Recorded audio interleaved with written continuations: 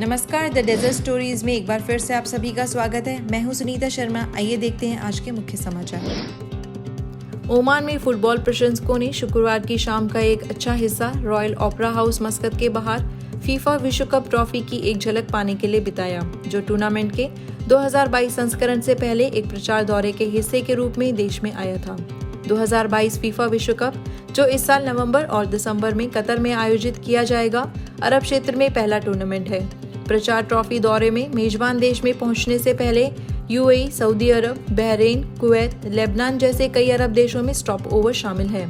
Oman के महान पूर्व गोलकीपर ने शुक्रवार दोपहर मस्कत पहुंचने पर फीफा विश्व कप ट्रॉफी ले जा रहे प्रतिनिधि मंडल का अभिवादन किया।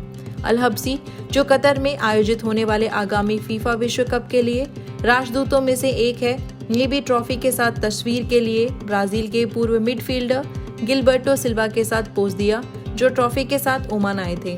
साथ ही ओमान फुटबॉल एसोसिएशन फीफा और सऊद बिन हिलाल अल बुसैदी राज्य मंत्री और मस्कत के गवर्नर के अधिकारियों के रूप में उपस्थित थे। His majesty sultan Haitham bin Tariq Al Said ने शनिवार को शेख मोहम्मद बिन जायद अल नाहयान, यूएई के प्रेसिडेंट, शेखों, अल नाहयान परिवार और अमीराती लोगों को शेख खलीफा बिन जायद अल नाहयान के निधन पर अपनी संवेदना व्यक्त की। अबू धाबी हवाई अड्डे पर अपनी बैठक के दौरान हिज मैजेस्टी सुल्तान ने अपनी हार्दिक सहानुभूति व्यक्त की। सर्वशक्तिमान अल्लाह से मृतक की आत्मा को स्वर्ग में शांति देने और शेख मोहम्मद, उनके परिवार और यूएई के लोगों को इस नुकसान को सहन करने की शक्ति प्रदान करने की प्रार्थना की। ओमान के अनुभवी क्रिकेटर सूफियान महमूद 24 से 31 मई से अमेरिका के मैरीलैंड में होने वाली यूनिटी कप T20 टूर्नामेंट में अपनी क्षमता का प्रदर्शन करने के लिए तैयार है।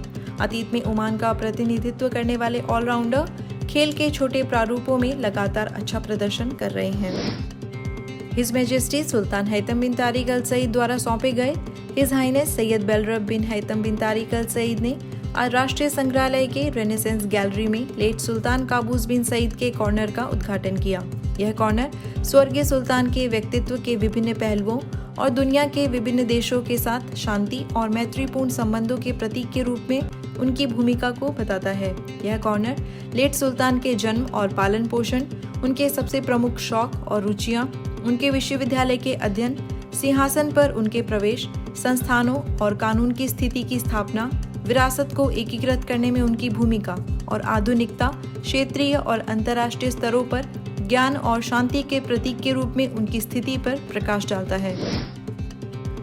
भारत ने फूड सिक्योरिटी रिस्क का हवाला देते हुए तत्काल प्रभाव से गेहूं के निर्यात पर प्रतिबंध लगा दिया। 13 मई से सभी गेहूं के निर्यात को फ्री से प्रोहिबिटेड श्रेणी में स्थानांतरित कर दिया गया है। अभी भी 2 तरह के निर्यात की अनुमति होगी।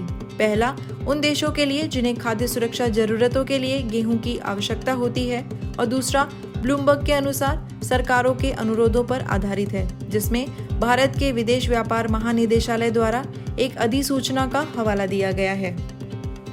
आज की खबरों में बस इतना ही। द डेजर्ट स्टोरीज के साथ बने रहने के लिए धन्यवाद।